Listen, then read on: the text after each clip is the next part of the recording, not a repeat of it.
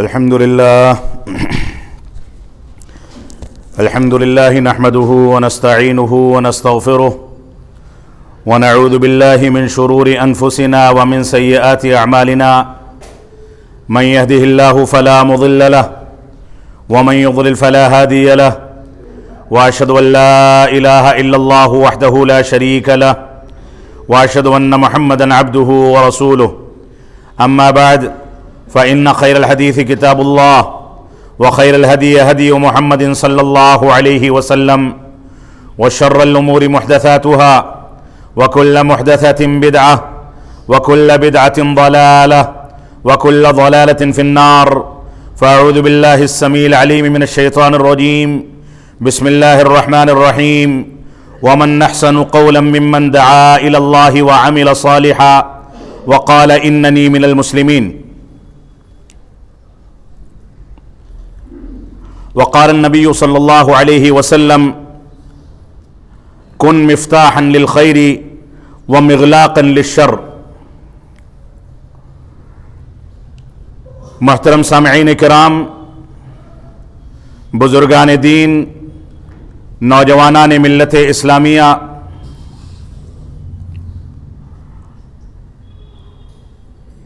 اللہ رب العالمین نے ہم کو اس دنیا میں پیدا فرمایا، ہماری رشد و ہدایت کے لیے انبیاء کرام کے قیمتی سلسلے کو جاری فرمایا، اور اللہ رب العالمین نے اس دنیا میں خیر و شر کے درمیان تفریق پیدا کرنے کے لیے ہم کو عقل و شعور سے بھی نوازا۔ یہ اللہ رب العالمین کا انعام ہے کہ اللہ رب العالمین نے قرآن مجید میں اس بات کی وضاحت فرما دی کہ انسانوں کو پیدا کرنے کا مقصد کیا ہے۔ اللہ رب العالمین کا فرمان ہے وَمَا خَلَقْتُ الْجِنَّ وَالْإِنسَ إِلَّا لِيَعْبُدُونَ، کہ ہم نے انسانوں کو اور جناتوں کو محض اپنی عبادت کے لیے پیدا کیا ہے۔ یہ دنیا میں انسانوں اور جناتوں کی پیدائش کا مقصد ہے جسے ہمیں سمجھنا چاہیے۔ اسی طریقے سے اللہ رب العالمین نے ارشاد فرمایا وَلَقَدْ بَعَثْنَا فِي كُلِّ أُمَّةٍ رَسُولًا أَنِ اعْبُدُوا اللَّهَ وَاجْتَنِبُوا الطَّاغُوتَ، کہ ہم نے ہر امت میں کوئی نہ کوئی نبی بھیجا تاکہ تم اللہ رب العالمین کی عبادت کرو اور طاغوت کی عبادت سے بچو۔ اللہ رب العالمین نے اسی نعمت کے مد نظر ہم پر انعام و اکرام کرتے ہوئے رسول اکرم صلی اللہ علیہ وسلم کی زبانی ارشاد فرمایا کہ العلماء ورثۃ الانبیاء، کہ علماء کرام انبیاء کرام کے وارث ہیں، اور انبیاء یہ مال و دولت کے وارث نہیں ہوتے، یہ مال و دولت اور جائیداد کے وارث نہیں ہوتے، بلکہ یہ علم کے وارث ہوتے ہیں۔ اور انبیاء کرام کا دعوت و تبلیغ کا وہ طریقہ، دعوت و تبلیغ کا وہ منہج، قرآن و سنت کی ترویج اور اس کی نشر و اشاعت کا منہج، اس کو لے کر کے چلنے والے، آگے بڑھنے والے، اس کی نشر و اشاعت کرنے والے، اس کو بلا خوف لومۃ لائم لوگوں کے سامنے بیان کرنے والے، یہ انبیاء کرام کے وارث علماء کرام قرار دیے گئے۔ یہ سارے کے سارے انعامات ہیں۔ اللہ رب العالمین نے ہم پر یہ بھی احسان عظیم فرمایا کہ ہم کو دل و دماغ جیسی نعمت سے نوازا تاکہ ہم سمجھ سکیں کہ انبیاء کا مشن کیا ہے، شیطان کے بہکاوے کیا ہیں، ہم سمجھ سکیں کہ خیر و شر کے درمیان کون سا فرق پایا جاتا ہے، تاکہ ہم سمجھ سکیں کہ اس بات میں کون سا فرق ہے کہ اللہ رب العالمین نے کن باتوں کا حکم دیا اور شیطان کن چیزوں کا وعدہ کر کے آج دنیا میں تل ملاتا پھرتا ہے۔ اور ہر جگہ پر بالعموم دیکھا جائے تو مسلم معاشرے میں، مسلم خاندانوں میں، مسلم گھرانوں میں، مسلمانوں کے عقل و شعور میں اس شیطان کا دخل اور اس کا غلبہ ہر جگہ نظر آتا ہے۔ اللہ رب العالمین نے ہم کو جو نعمتیں عطا فرمائیں، ان نعمتوں میں سے ایک یہ نعمت ہے کہ ہم کو عقل و شعور سے نوازا، ہم کو اس بات کا شعور عطا فرمایا کہ ہم شیطان کے راستے اور اللہ رب العالمین اور رحمان کے راستے میں تفریق کر کے اچھائی کو اپنا سکیں، برائی سے توبہ کر سکیں، قرآن و سنت کی پیروی کر سکیں، بدعات اور شرکیات سے اپنے آپ کو دور کر سکیں۔ یہ اللہ رب العالمین کی نعمت عظیم ہے جس سے ہم بھرپور فائدہ اٹھا سکے تو کامیاب ہو سکیں گے، ورنہ دنیا اور آخرت میں ذلت و خواری، ناکامی، رسوائی اور ہر جگہ دیکھا جائے تو اللہ رب العالمین کے راستے سے دوری نظر آتی ہے۔ اس وجہ سے ہماری ذمہ داری ہے کہ ہم قرآن و سنت کے متبع بنیں۔ جو آیت کریمہ میں نے آپ کے سامنے تلاوت کی ہے، اس آیت میں اللہ رب العالمین نے ارشاد فرمایا وَمَنْ أَحْسَنُ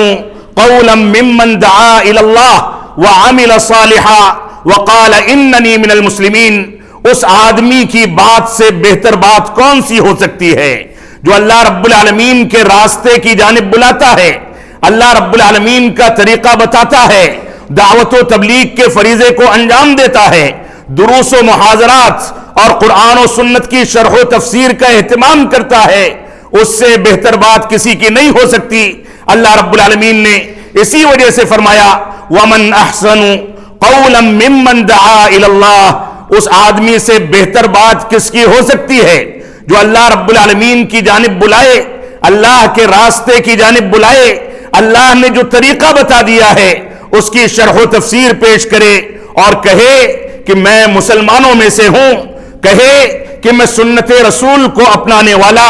قرآن و سنت پر چلنے والا، قرآن و سنت کی پیروی کرنے والا ہوں۔ اس انداز کے کلام، اس انداز کی گفتگو کرنے والے سے بہتر گفتگو، اس سے بہتر کلام، اس سے بہتر قول،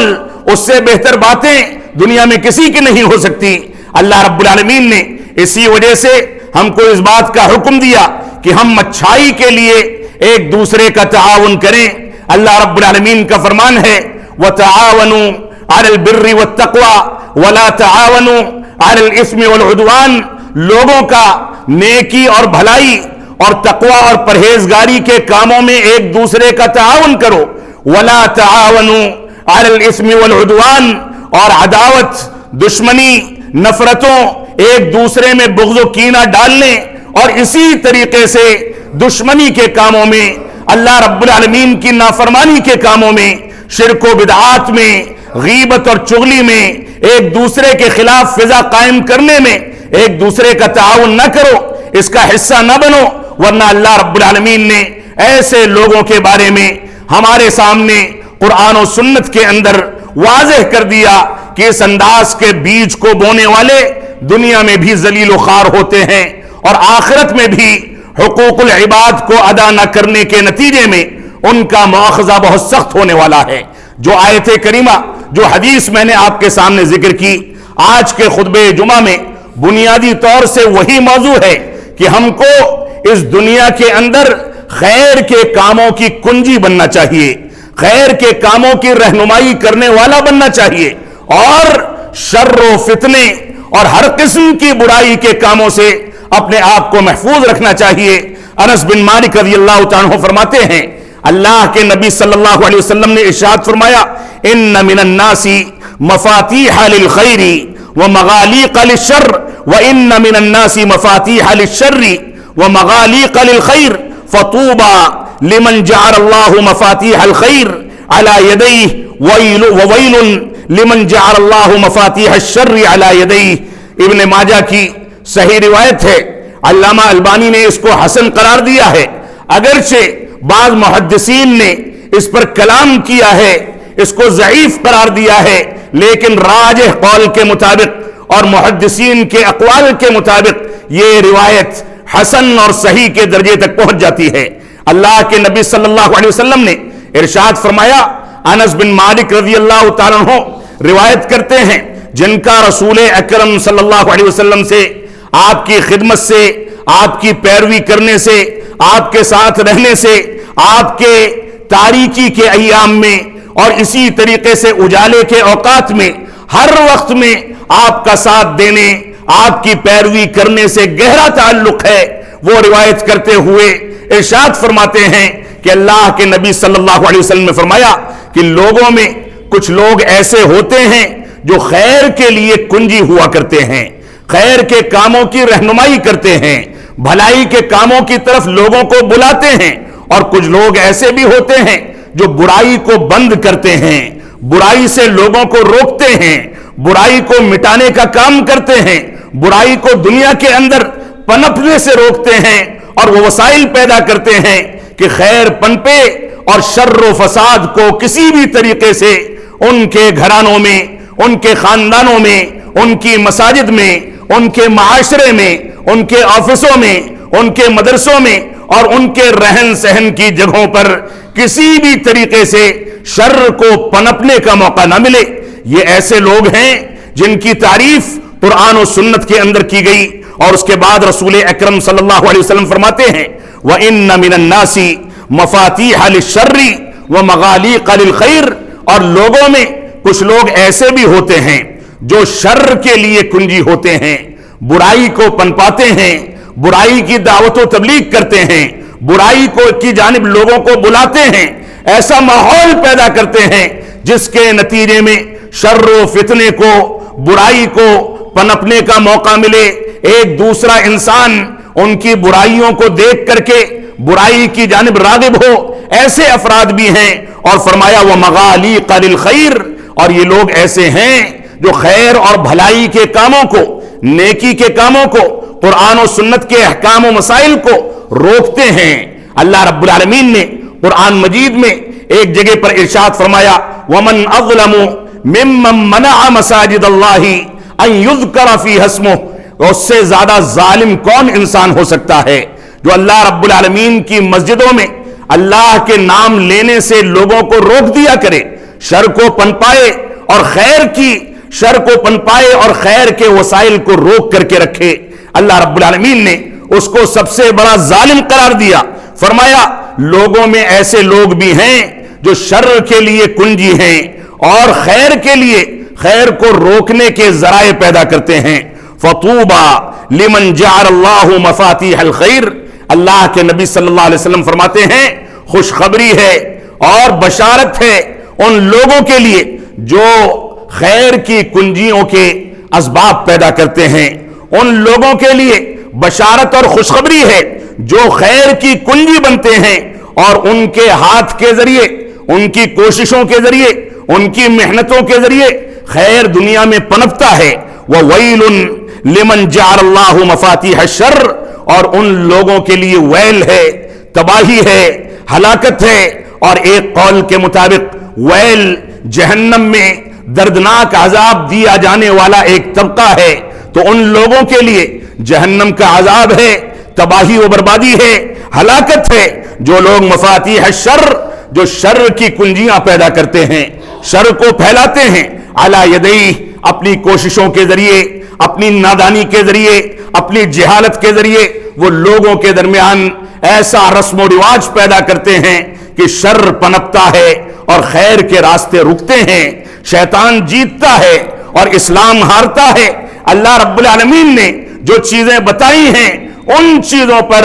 بریک لگتا ہے، ان چیزوں کا خاتمہ ہوتا ہے، اور شیطان ایک کونے میں کھڑے ہو کر کے مسکراتا ہے کہ میں نے رب کریم سے جو وعدہ کیا تھا کہ تیرے بندوں کو بہکاؤں گا، تو اللہ رب العالمین نے کہا کہ جاؤ تم میرے بندوں کو بہکاؤ، میں تم کو اس کا اختیار دیتا ہوں، الا عبادک منہم المخلصین، مگر میرے نیک بندے جو اللہ رب العالمین کا اخلاص اختیار کرنے والے، قرآن و سنت کی پیروی کرنے والے، یہ ایسے بندے ہوں گے کہ شیطان کے ہتھ کنڈے، شیطان کے وسوسے، شیطان کی سازشیں اور شیطان کی ساری تدابیر ان کے اوپر فیل ہو جائیں گی۔ وہ مسکرانے کے بجائے روتا ہوا، بلکتا ہوا، اور بعض روایات میں جیسا کہ ملتا ہے کہ عمر جس گلی سے گزر جاتے ہیں وہاں سے شیطان نہیں گزرتا، اور جہاں عمر ہوتے ہیں وہاں سے شیطان گوز مارتا ہوا بھاگتا ہے۔ یہ صورتحال اعمال صالحہ کو اختیار کرنے والوں کے رعب کی ہے جو شیطان رجیم کے آگے ابھر کر کے سامنے آتی ہے۔ تو اللہ کے نبی صلی اللہ علیہ وسلم نے دو قسم کے لوگوں کا تذکرہ اس معروف روایت کے اندر فرمایا کہ لوگوں میں ایسے افراد ہیں جو خیر کے کاموں، بھلائی کے کاموں، نیکی کے کاموں اور اسلامی تعلیمات کو پنپانے، اس کی دعوت و تبلیغ کرنے، اس کا ماحول پیدا کرنے، اس کو رواج دینے، اس پر لوگوں کو بلانے اور اس کے مطابق زندگی گزارنے کا کام کرتے ہیں، اور ساتھ ہی وہ اس بات کی بھی کوشش کرتے ہیں کہ خیر جہاں پنپتا ہے وہاں شر کے سارے سوراخوں کو، سارے راستوں کو، شر کے سارے امکانات کو بند کر دیا جائے، ان کی زندگی میں، ان کے گھرانے میں، ان کے معاشرے میں، اور وہ جہاں رہتے ہیں ان کے رہن سہن اور ان کی آل اولاد اور ان کے خاندانوں میں یہ شر گھسنے نہ پائے، بلکہ خیر کا ماحول ہو، خیر کا دور دورہ ہو، قرآن و سنت کی پیروی ہو، اللہ رب العالمین کی رضامندی کی تلاش ہو، اور شیطان رجیم کو ہمیشہ رسوا ہونا پڑے۔ یہ پہلے قسم کے لوگ ہیں جو بابرکت لوگ ہیں، قرآن و سنت کے پیروکار ہیں۔ ان لوگوں کی مختلف جگہوں پر تعریف کی گئی، ان کے لیے وعدے کیے گئے، جنت کی بشارتیں سنائی گئی۔ اور دوسرے قسم کے لوگ وہ ہیں جو خیر کے کاموں کے لیے کنجی کے بجائے اس کو بند کرنے اور اس پر تالا لگانے کا کام کرتے ہیں، اور ساتھ ہی وہ خیر کے کاموں کو رکاوٹ پیدا کر کے بند کرنے کے ساتھ ساتھ شر کو بڑھاوا دیتے ہیں۔ یہ دونوں کی دونوں چیزیں لازم و ملزوم ہیں۔ ایک انسان خیر کو پنپائے گا تو شر بذات خود بھاگے گا، ایک انسان شر کو پنپائے گا تو خیر بذات خود رخصت ہو جائے گا۔ تو ان دونوں قسم کے لوگوں میں سے پہلے قسم کا فرد بننا یہ ہماری بنیادی ذمہ داری ہے۔ ہماری ذمہ داری ہے کہ ہم خیر کے لیے کنجی کا کام کریں، شر کو بند کرنے اور دنیا سے ملیا میٹ کرنے کا کام کریں۔ اسی بات کا حکم اللہ رب العالمین نے قرآن مجید میں دیا ہے۔ یہ مفاتیح خیر جو ہیں، خیر اور بھلائی کے کاموں کی کنجیاں جو ہیں، یہ علم کے کام، ایک دوسرے کو دین کو سکھانا، اعمال صالحہ کی تربیت دینا،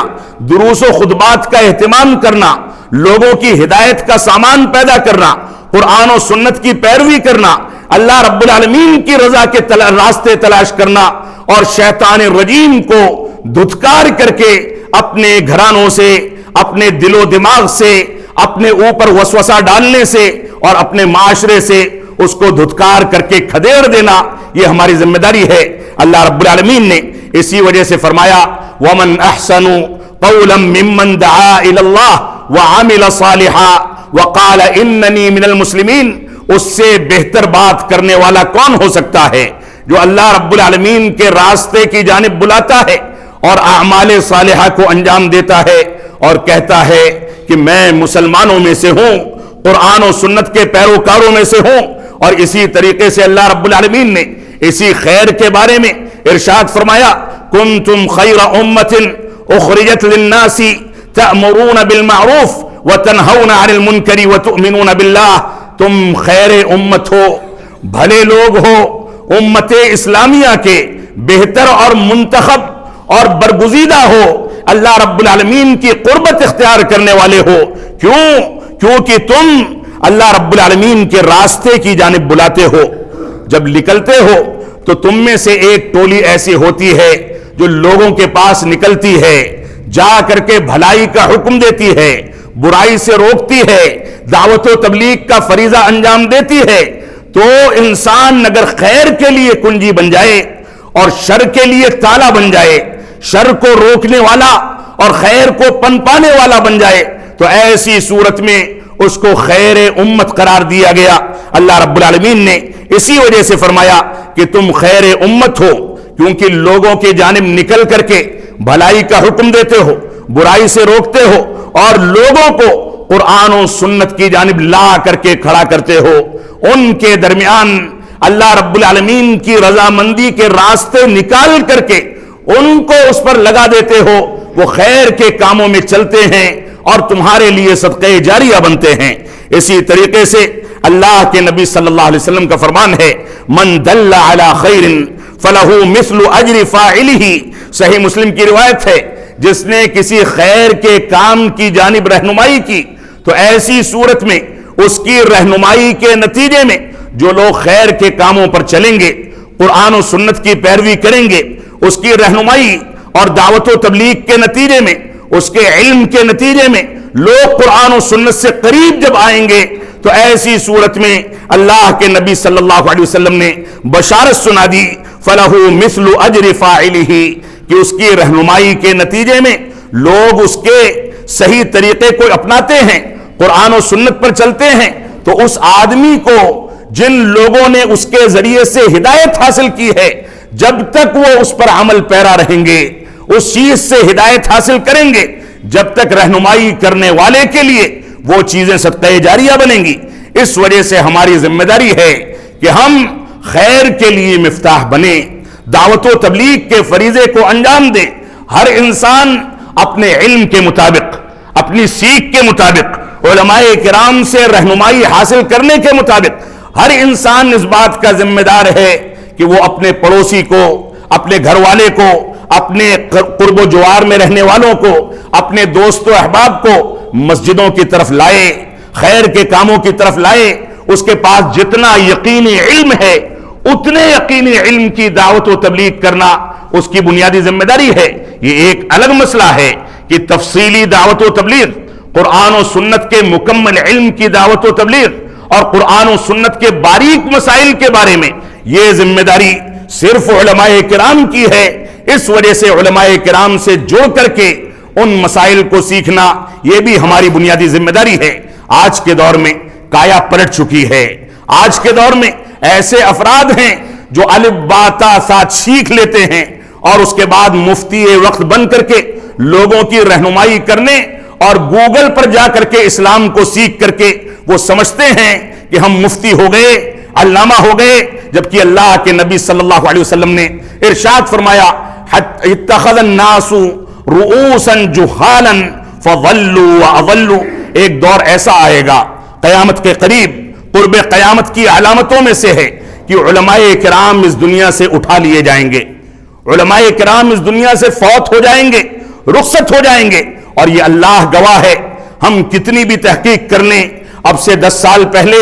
20 سال پہلے، اب سے 2-4 سال پہلے، کرونا کال کے آنے سے پہلے ایسے ایسے بزرگ علماء اس دنیا کے اندر موجود تھے جو دیکھتے دیکھتے صبح شام ہوئی اور ہم سے رخصت ہو گئے۔ آج کتنے ایسے مسائل ہیں کہ ہم پوری تحقیق کرنے کے باوجود اس کی تہ تک نہیں پہنچ سکتے، کیونکہ اس کا علم علماء کرام کے ساتھ ان کی قبروں میں منتقل ہو گیا۔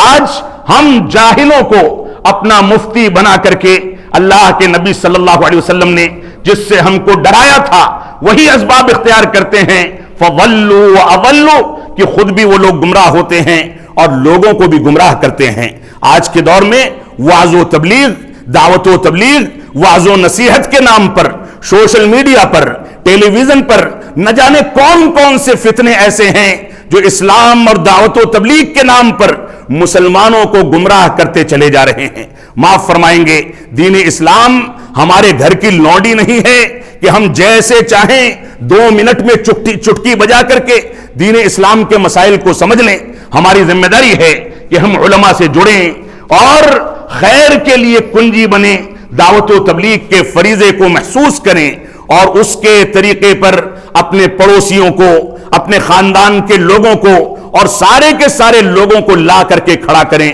اللہ کے نبی صلی اللہ علیہ وسلم کا فرمان ہے، الا کلکم داع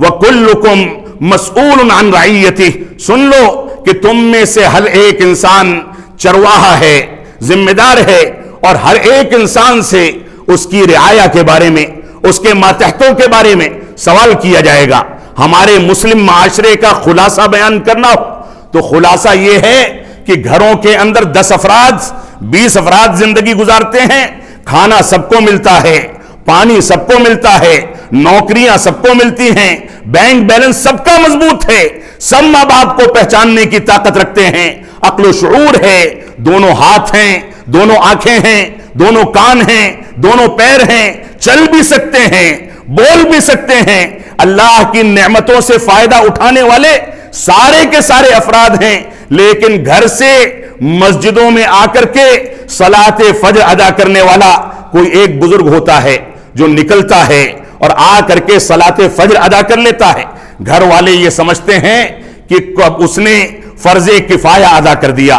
گھر کے ایک فرد نے نماز پڑھ لی تو سوچتے ہیں کہ سب کی جانب سے کافی ہو گئی۔ اللہ کی قسم، قیامت کے دن آپ چاہے تہجد پڑھ لیں، نمازوں کی پابندی کر لیں، لیکن اگر اپنے ماتحتوں کے درمیان یہ روح آپ بیدار نہیں کرتے تو قیامت کے دن آپ سے سوال کیا جائے گا کہ فلاں کی ذمہ داری تم پر دی گئی تھی، فلاں تمہاری ماتحتی میں زندگی گزارتا تھا، تم اس کے کھانے پینے کا انتظام کرتے تھے، اس کے باوجود کیا کبھی تم نے اس کو نمازی بنانے کا امکان پیدا کیا؟ علماء کرام کہتے ہیں اگر قصدن کوئی نماز چھوڑنے والا ہے، کسی کی بیوی ایسی ہے جو جان بوجھ کر کے نماز چھوڑتی ہے، اس کے ہاتھ کا بنایا ہوا کھانا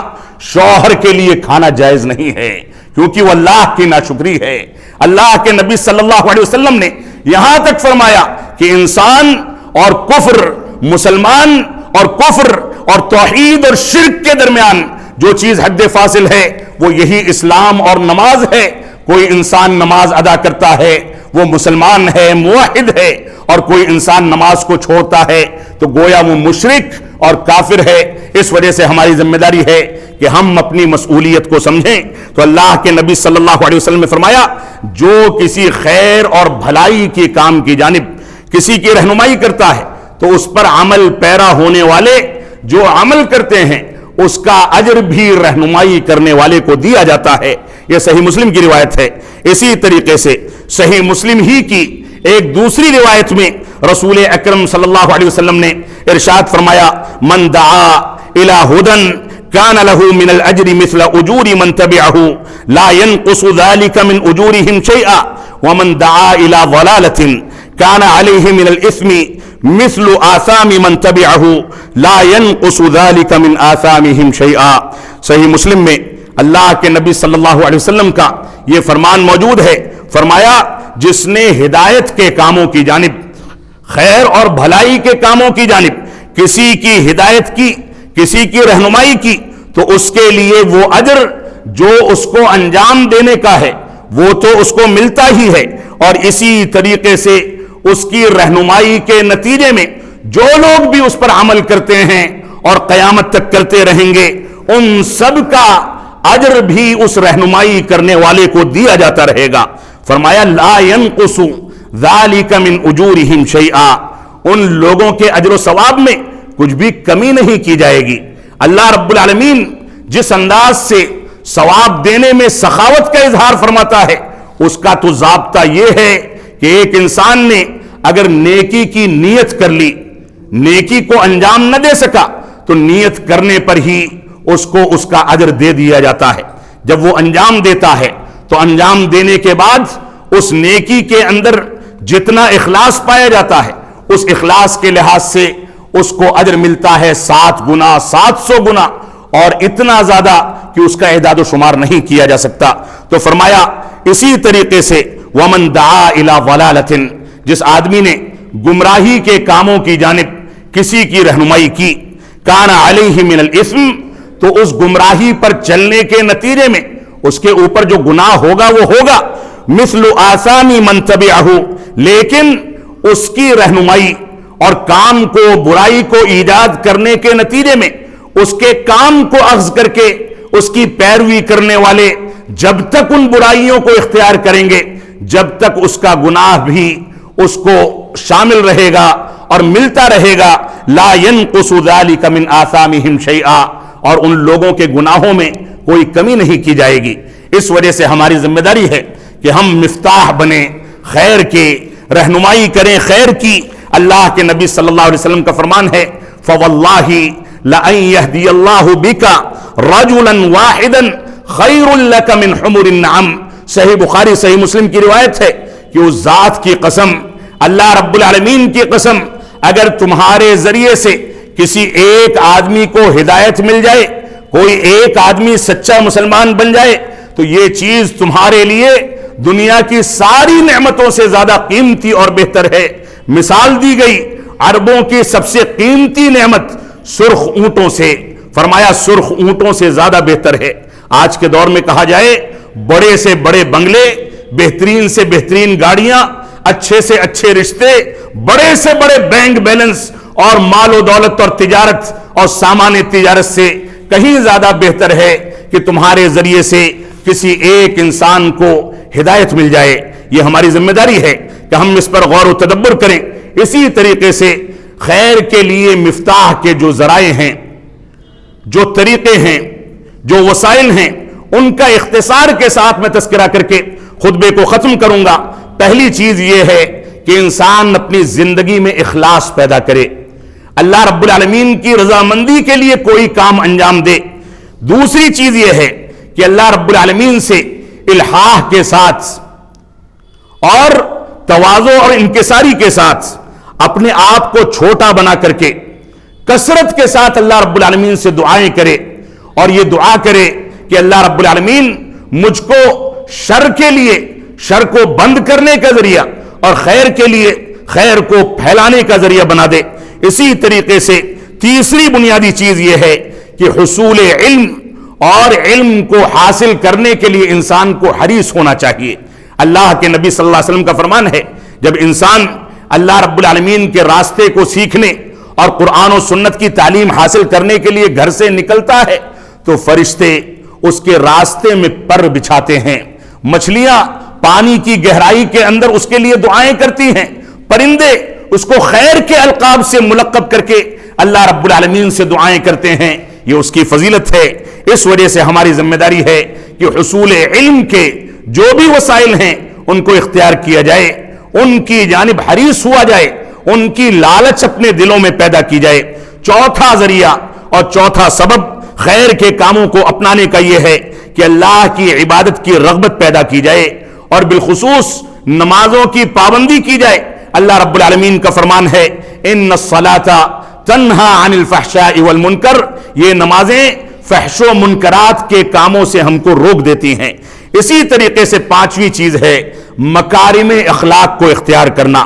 اخلاقی سطح کو مضبوط کرنا، اپنی زندگی میں اپنے اخلاقیات کو بلند رکھنا۔ رسول اکرم صلی اللہ علیہ وسلم نے اپنی بعثت کے مقاصد میں سے ایک مقصد یہ ذکر کیا کہ میں دنیا میں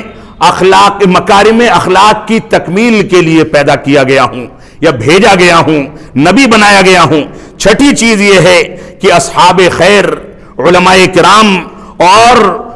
صالحین نیکوکار لوگوں کی صحبت اختیار کی جائے۔ یہ صحبت ہماری ذمہ داری ہے کہ ہم نیک لوگوں کے ساتھ اٹھے بیٹھیں، ان سے محبت کا اظہار کریں، ان سے استفادہ کریں، ان سے فائدہ اٹھائیں، ان سے شریعت کو سیکھیں۔ یہ ہماری ذمہ داری ہے کہ ہم ان کی جانب بڑھیں، کیونکہ پیاسا کنویں کے پاس جاتا ہے، کنواں پیاسے کے پاس نہیں آتا۔ علماء کرام یہ ہمارے لیے اللہ رب العالمین کی نعمتیں اور رحمتیں ہیں، ان کے ذریعے علم و تعلم کو حاصل کرنا، ان کی مرافقت اختیار کرنا، ان کی صحبت اختیار کرنا ہم سب کی بنیادی ذمہ داری ہے۔ ساتویں چیز یہ ہے کہ لوگوں کے ساتھ ملنے جلنے میں، اٹھنے بیٹھنے میں ان کی بھلائی اور خیر کا پہلو سامنے رکھا جائے۔ اللہ کے نبی صلی اللہ علیہ وسلم کا فرمان ہے، الدین النصیحہ، دین خیر خواہی کا نام ہے، لوگوں کے لیے، اللہ رب العالمین کے لیے، اللہ رب العالمین کے فرشتوں کے لیے، انبیاء کے لیے، اللہ کی کتابوں کے لیے اور عوام الناس کے لیے کہ وہ برائی کریں تو ان کو روک دو، اچھائی کریں تو اس کی رہنمائی کر کے ان کی حوصلہ افزائی کرو۔ یہی خیر ہے، یہی نصح و خیر خواہی ہے، اس کا اہتمام کرنا ہماری ذمہ داری ہے۔ اسی طریقے سے آج کے دور میں جو فتنے ہمارے معاشرے میں پنپ رہے ہیں، رسول اکرم صلی اللہ علیہ وسلم کا فرمان ہے، احب البلاد الی اللہ مساجدہا، اللہ رب العالمین کے نزدیک سب سے زیادہ پاکیزہ سرزمین، سب سے زیادہ زمین کا پاکیزہ ٹکڑا یہ اللہ رب العالمین کی مسجدیں ہیں، اللہ رب العالمین کے گھر ہیں، اور سب سے زیادہ بری جگہ یہ بازار ہیں۔